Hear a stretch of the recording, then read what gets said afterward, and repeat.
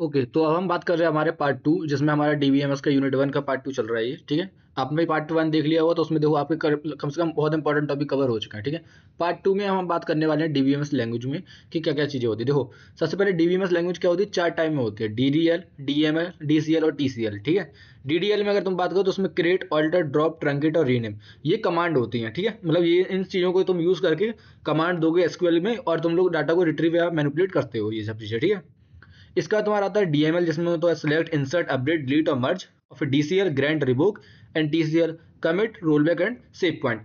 अब सुनो मेरी बात, डीडीएल और डीएमएल तुम्हारे सिलेबस में है, डीसीएल और टीसीएल का इतना तुम्हें जिक्र नहीं करना है। तुम ये फ्लो चार्ट बना सकते हो, ठीक है? जिससे तुम्हारा जो इम्पैक्ट होगा ना टीचर को वो बहुत अच्छा पड़ेगा, ठीक है? डायग्राम को बनाया करो जितना भी हो सके।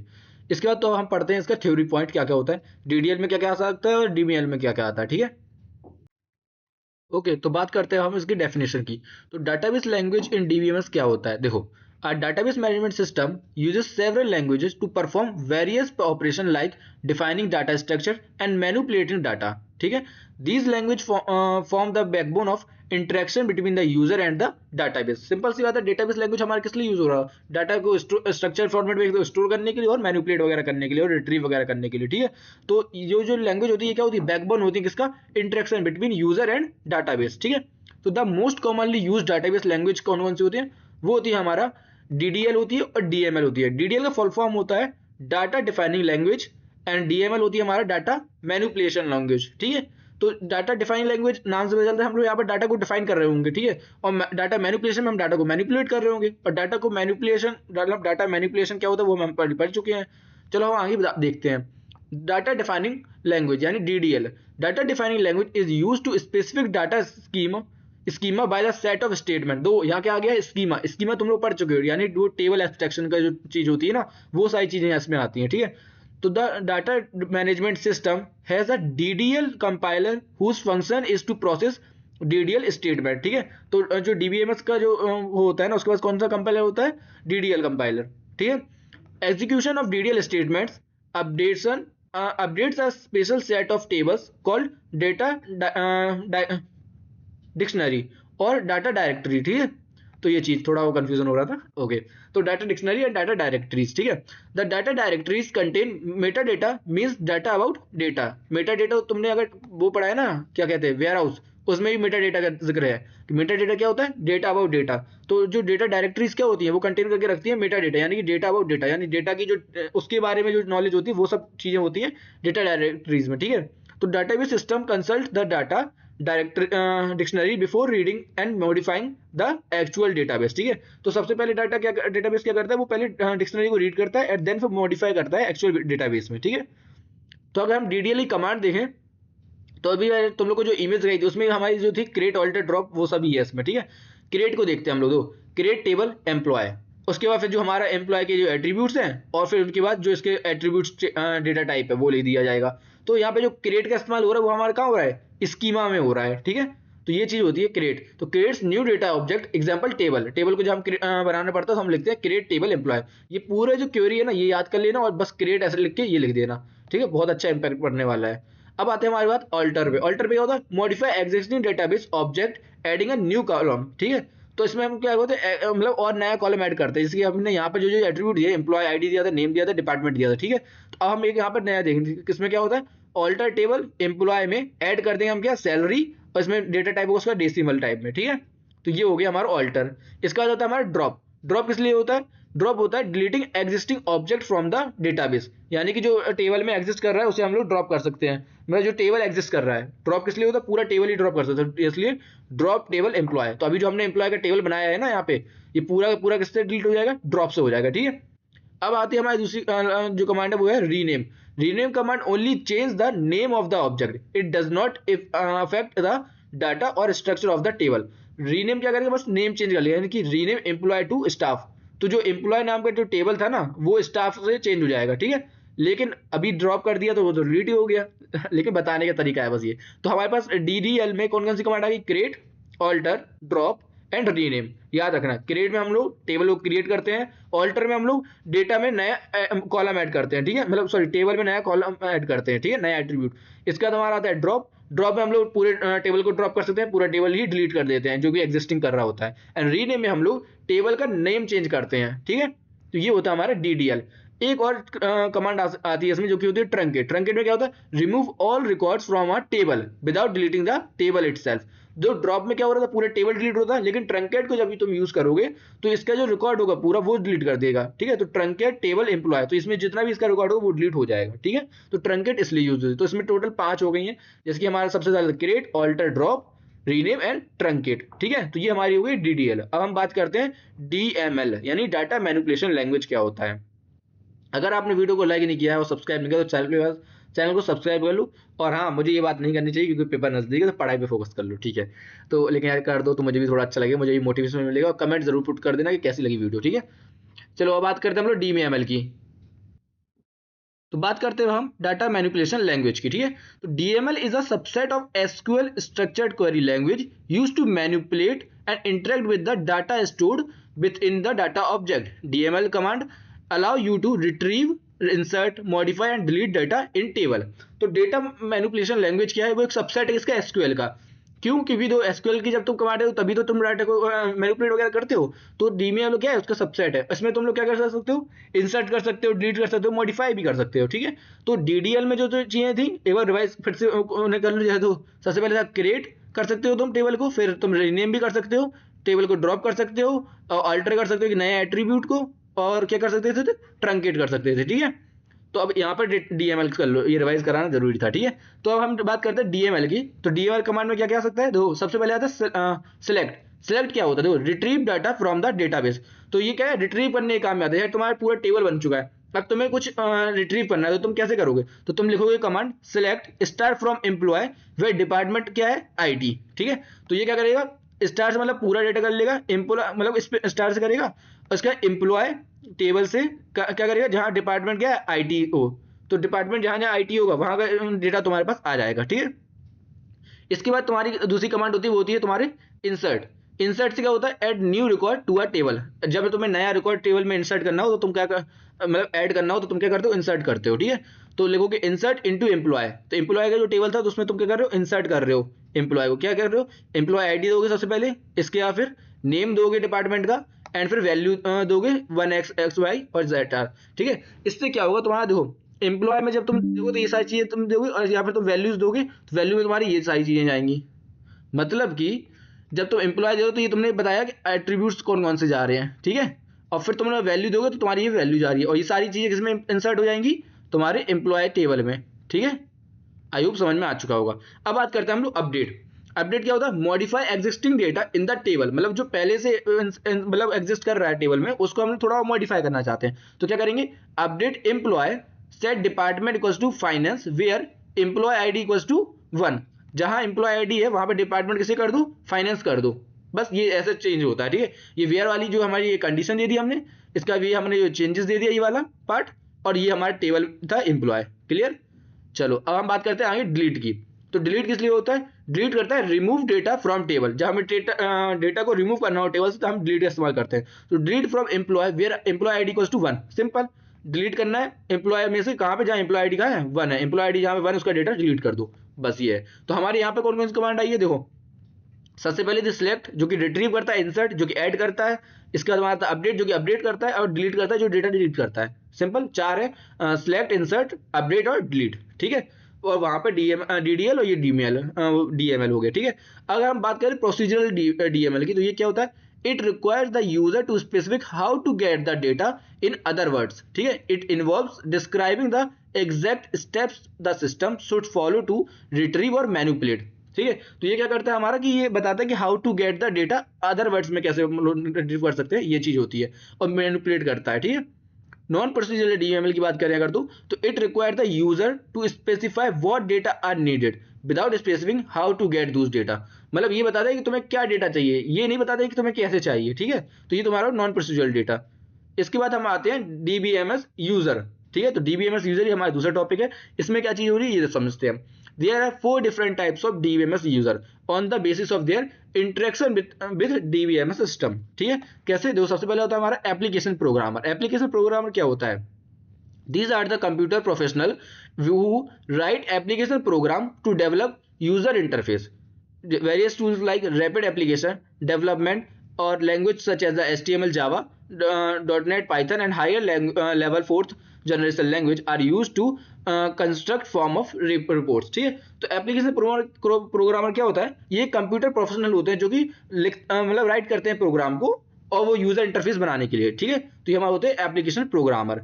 फिर होते हैं हमारे सोफिस्टिकेटेड यूजर. सोफिस्टिकेटेड यूजर क्या होते हैं, who makes the request without writing program, मतलब जो कि रिक्वेस्ट करते हैं लेकिन without writing the program. Sophisticated user submit each query to the query processor to get the result. जैसे कि हम लोग होते हैं, ठीक है, सोफिस्टिकेटेड यूजर, हम लोग को एकदम प्रोग्राम लेते हैं, जैसे हम रिक्वेस्ट भेजते हैं हमें डाटा मिल जाता है. ठीक है, फिर आता है हमारा स्पेशलाइज्ड यूजर.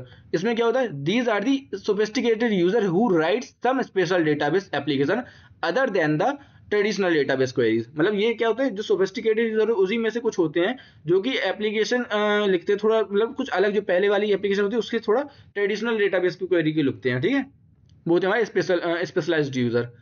फिर होते हैं हमारे नेव यूजर.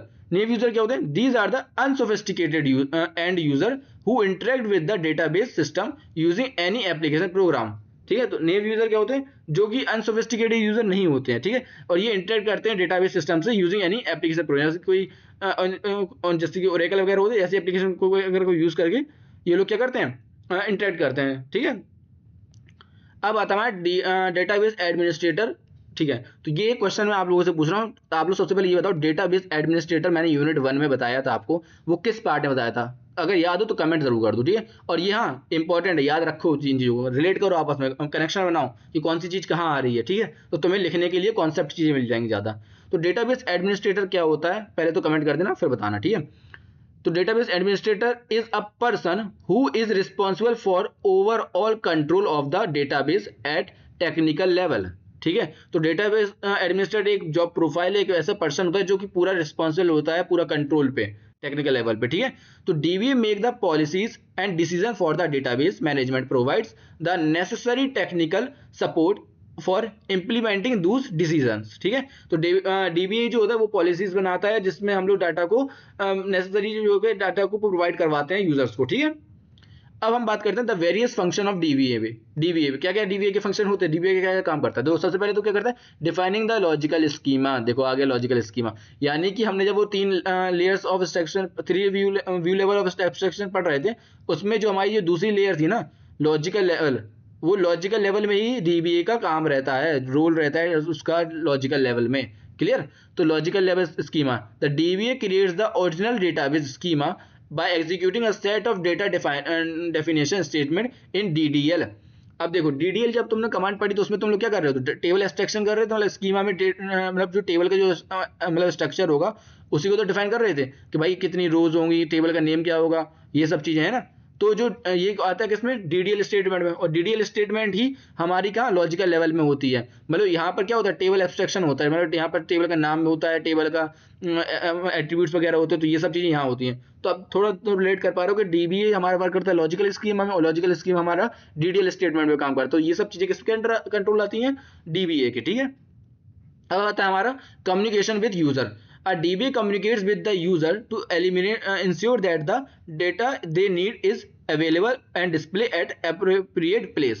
ठीक है, और DBA ही कम्युनिकेट करता है यूजर से कि भाई तुम्हें जो डेटा तुम्हें मिल रहा है वो सही मिल रहा है और सही जगह मिल रहा है कि नहीं मिल रहा है. ठीक है, user communication also includes application design, providing technical training, associating with the problem solution and similar professional services. ठीक है, तो यूजर कम्युनिकेशन में ये सब चीजें भी इंक्लूड होती हैं. अब हमारी बात आती है defining security and integrity constraint. ठीक है, ये तीसरा पॉइंट है, फंक्शन है मतलब उसका डीबीए का. The database must contain security and integrity constraint for consistency and safety of the data. तो डीबीए ये भी इंश्योर करता है कि भाई जो डेटा है वो सिक्योर रहे, इंटीग्रेट रहे और सही यूजर को ही वो मतलब ऑथेंटिक यूजर यूज वो कर पाए, ले पाए उसे. ठीक है, इसके बाद आता है हमारा granting authorization for data access. By granting different types of authorization and roles, the DBA manage the which part of the database various user can access. देखो वही चीज आगे जो मैं सिक्योरिटी में बता रहा था कि DBA जो होता है वही देखता है कि भाई कि जो कौन सा पार्ट है डेटाबेस का जो कि यूजर को मिलना चाहिए. ये नहीं कि जितना भी डेटा बना हुआ है वो सबका सब कोई एक ही यूजर आके एक्सेस कर ले, ये नहीं होता है. ठीक है, जो एक तुम्हारे एक वो रहेगा ना, एक स्पेसिफिक यूजर, वही वो पार्ट को एक्सेस कर पा रहा होगा, ठीक है। फिर होता है हमारा रूटीन मेंटेनेंस, मतलब कि रूटीन मेंटेनेंस में ऑफ डीबी इंक्लूड करता है regular backup and database to prevent loss of data in case of disaster. तो मतलब रूटीन मेंटेनेंस में करता रहता है, बैकअप वगैरह लेता रहता है डेटाबेस का, ताकि अगर कोई मतलब अननेसेसरी डिजास्टर या फिर कुछ हो जाए तो वो चीजें वापस मिल जाए, ठीक है।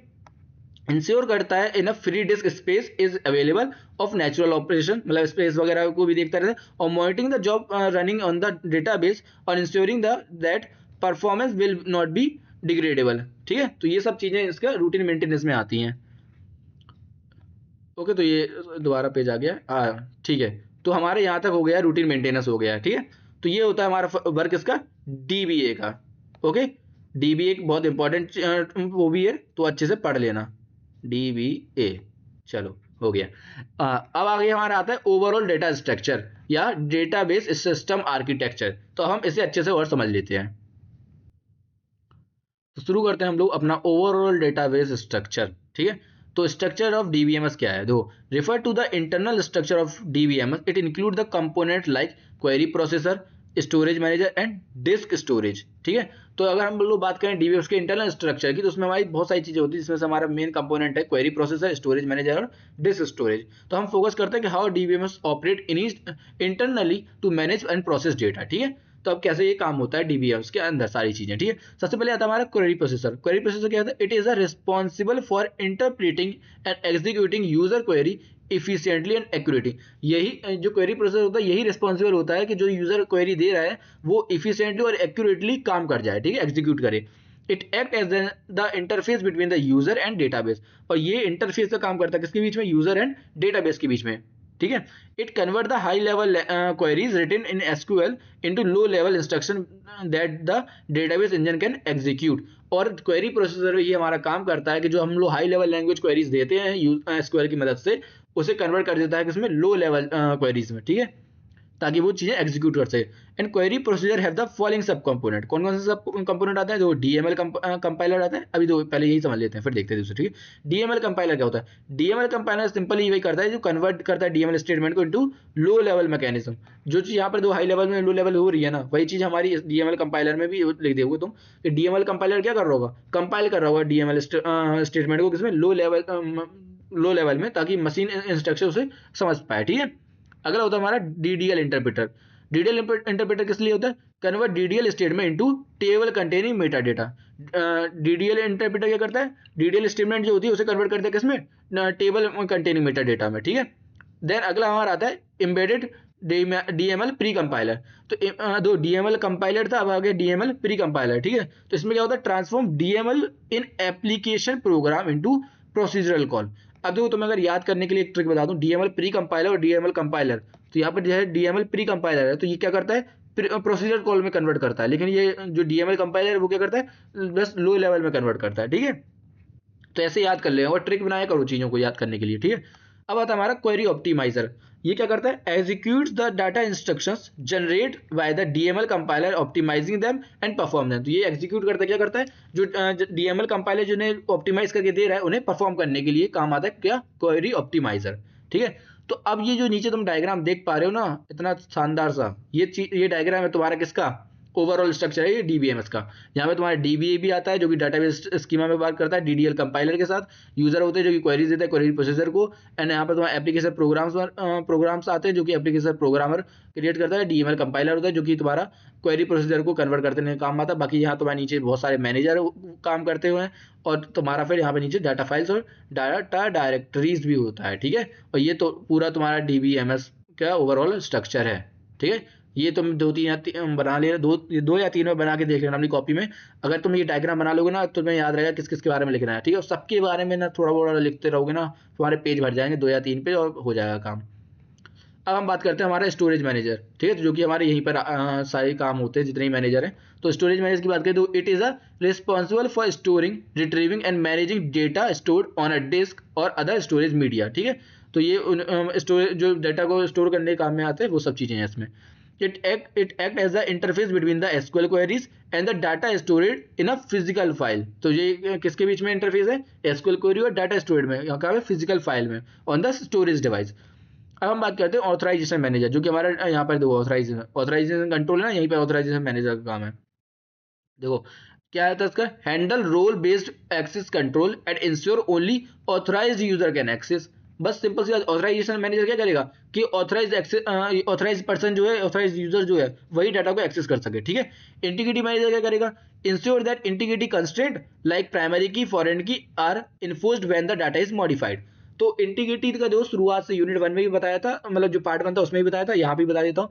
जहां भी तुम्हारा इंटीग्रिटी आ जाए वहां पे तुम्हें क्या करना है, constraint like primary key foreign की एंड अदर लाइक की को क्या करता है, व्हेन डाटा इज मॉडिफाइड, वो इन चीजों को इंश्योर करता है। जहां भी इंटीग्रिटी है वहां तुम्हें प्राइमरी की फॉरेन की का जिक्र कर देना है। टीचर को समझ में आ जाएगा, बच्चे को बहुत कुछ आता है, चाहे आता कुछ भी ना हो, ठीक है। हाँ चलो बात करते हैं ट्रांजेक्शन मैनेजर की। Manage transaction scheduling to maintain database consistency before and after transaction. Transaction manager क्या करता है, ये मैनेज करके रखता है बिफोर और आफ्टर के बाद में जो ट्रांजेक्शन हो रहा है उसको, उसकी कंसिस्टेंसी को। और ये जब तुम पढ़ोगे ना तो एनीथिंग यूनिट 4 में भी तुम पढ़ने वाले हो ये चीज। File manager handle file storage, manage file spacing and structuring the data in the database. तो फाइल मैनेजर क्या करता है, फाइल स्टोरेज करता है, मैनेज करता है फाइल स्पेस को और स्ट्रक्चर करता है डाटा को, ठीक है। बफर मैनेजर क्या करता है, मैनेज करता है कैच मेमोरी को एंड कंट्रोल करता है ट्रांसफर ऑफ डेटा को बिटवीन किसके, secondary storage and primary memory के, ठीक है। तो क्या क्या करता है, कैच मेमोरी को मैनेज करता है और डाटा को ट्रांसफर करता है कहाँ पे, डाटा को कंट्रोल करता है और ट्रांसफर करता है कहाँ पे, secondary storage to primary memory में, ठीक है। अब आता है हमारी डिस्क स्टोरेज, ये भी उसी में है, हमारे मतलब ओवरऑल डाटा स्ट्रक्चर में ही है, ठीक है। डाटा स्ट्रक्चर नहीं सॉरी डीबीएमएस, ओवरऑल डीबीएमएस में, ठीक है। तो the physical layer where data is stored managed and organized, वो हमारे कहाँ पे होता है, डाटा स्टोरेज में, फिजिकल लेयर है ये। और उसमें फिर हमारा आता है डाटा फाइल्स, जिसमें होता है हमारा store the actual data in the database, तो वो होता है डाटा फाइल्स। और data directories containing meta data describing the structure and organisation of database object. फिर होता है हमारा इंडिसेस, जिसमें होता है हमारा enable faster data retrieved by the creating indexes और specific file fields in the database tables, ठीक है। तो ये हमारा पूरा ओवरऑल स्ट्रक्चर किसका, हमारे डीबीएमएस का, ठीक है। ओवरऑल डीबीएमएस स्ट्रक्चर, ठीक है। तो जैसे पहले हमने ये स्टार्टिंग वाला पार्ट बता दिया, जो कि ये ऊपर वाला पार्ट है, ये वाला बता दिया कोई, ठीक है। फिर हमने अभी नीचे ये वाला बता दिया और बाद में हमने फिर डायरेक्टरी फाइल्स वाला भी बता दिया। तो ओवरऑल पूरा हमारा डाटा को हमने पूरे डायग्राम को हमने डिफाइन कर दिया। अच्छे से याद कर लेना, नोट्स मिल जाएंगे, नीचे डिस्क्रिप्शन में नंबर होगा, कॉन्टेक्ट कर लेना, ठीक है। अब हमारा आता है डाटा मॉडल। तो हम बात करते हैं डाटा मॉडल क्या होता है और किस तरीके से ये होता है। अ data model is a collection of conceptual tool for describing data relationship and consistency constraint. तो डाटा मॉडल किस लिए यूज होता है, ये इसमें कई सारे टूल होते हैं जो डिस्क्राइब करते हैं हमारे डाटा को, डाटा के रिलेशनशिप को और कंसिस्टेंसी कंस्ट्रेंट को, ठीक है। The various data model divided into following 3 categories, कैसे कौन सी, तो सबसे पहले ऑब्जेक्ट बेस्ड डाटा मॉडल, फिर है हमारा रिकॉर्ड बेस्ड डाटा मॉडल और फिर है हमारा फिजिकल डाटा मॉडल, ठीक है। तो ये 3 है, object, record and physical. Object based data model, record based data model and physical data based data model, ठीक है। तो बात करते हैं हम लोग ऑब्जेक्ट डाटा मॉडल की। Object based data model is used for describing data eight logical and view level. Object based data model कहाँ पे यूज होता है हमारा, मतलब लॉजिकल एंड व्यू लेवल पे डिफाइन करने के लिए, ठीक है। Commonly used object based data model are ER model होते हैं, जिसमें ऑब्जेक्ट ओरिएंटेड मॉडल होते हैं, सेमी स्ट्रक्चर डाटा मॉडल होते हैं और फंक्शनल डाटा मॉडल होते हैं, ठीक है। देन अब हमारा आता है record based data model. Record based data model is used for describing the data at logical and view level.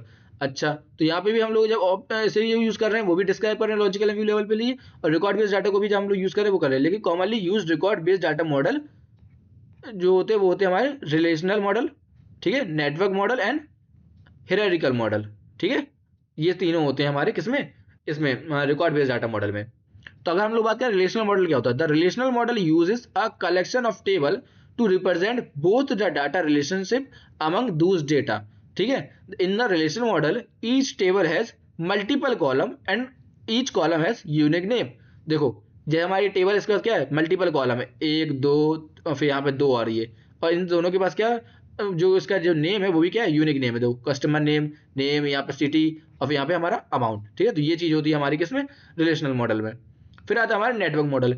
In network model the database is organized as a collection of graph. Network model किस लिए कैसे होता है, वो होता है connection होता है ग्राफ के बीच में, ठीक है। तो data represent by the record and relationship among data is represent by link which can view as pointer. जैसे इसका जो लिंक है वो हमारे इससे जा रहा है तो ये कनेक्ट कर दिया, ठीक है। इसका लिंक हमारे इस वाले से है तो ये कनेक्ट कर दिया, इसका लिंक जो है हमारे इस वाले से है तो ये कनेक्ट हो गया, ठीक है। फिर आता है हमारा hierarchical model. Hierarchical model is a similar to network model except that record are organize. ये सिमिलर है किसके, नेटवर्क मॉडल से, लेकिन क्या इसमें अलग है, are organize as a collection of tree rather than the graph. तो यहाँ पे हमारे ग्राफ के फॉर्मेट में है, लेकिन यहाँ पे हमारा क्या है, ट्री फॉर्मेट है। कस्टमर है तो वो इससे कनेक्टेड है और इससे भी कनेक्टेड है। एंड देन ये वाला सोहन जो है हमारे इस वाली आईडी से कनेक्टेड है, और मोहन वाला 102 से भी है और तो 103 से भी है, ठीक है। तो ये ट्री के फॉर्मेट में होता है, ठीक है। और हमारा जो नेटवर्क होता है वो ग्राफ के फॉर्मेट में होता है। एंड देन हमारा लास्ट में आ जाता है physical data model. Physical data model is a used for describing data at physical level. Simple सी बात है, फिजिकल डाटा मॉडल कहाँ पे यूज होता है, हमारा फिजिकल डाटा लेवल को डिस्क्राइब करने के लिए होता है, ठीक है। तो इस वीडियो में हम यही तो रखने वाले हैं। अगला टॉपिक हमारा आता है ईआर मॉडल, ठीक है। तो वो चीज़ हम जो भी है ना, वो चीज़ हम लोग एक वीडियो में सेपरेट बनाएंगे, उसमें हम लोग प्रीवाई क्यूज भी ले लेंगे, ताकि क्योंकि ईआर मॉडल से क्वेश्चन आता ही आता है, ठीक है। तो उसमें हम लोग वो कर लेंगे, ठीक है। तो इस वीडियो को अगर अच्छी लगी तो वीडियो को लाइक करना, चैनल को सब्सक्राइब करना और अपने दोस्तों को भी शेयर कर दो, ठीक है। और कमेंट जरूर कर देना कैसी लगी वीडियो, ठीक।